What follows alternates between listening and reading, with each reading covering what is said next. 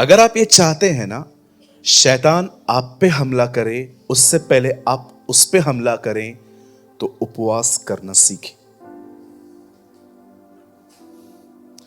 आज बहुत सारे जो लोग हैं वो ये बात समझ नहीं पाते हैं, उपवास सलाह नहीं है, आज्ञा है।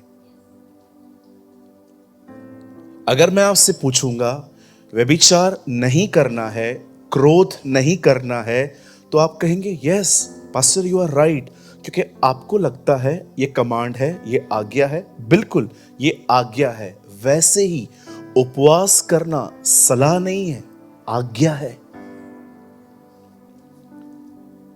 आप जानते हैं मैंने डिस्करेजमेंट पे कैसे जय पाई?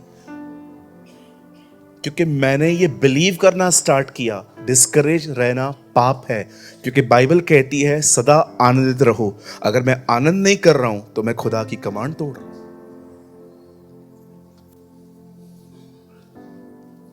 उपवास एक सलाह नहीं है, वो एक आज्ञा है। यीशु ने नहीं कहा अगर तू उपवास करे, अगर मतलब तेरी मर्जी है। यीशु ने कहा जब तू करे, मतलब ये करना है। Understand the spirit of new testament.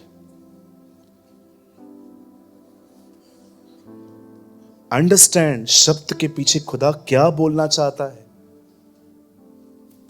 यीशु ने नहीं कहा अगर तुम उपवास करो, अगर का मतलब आपकी मर्जी है, करो तो करो, न करो तो न करो।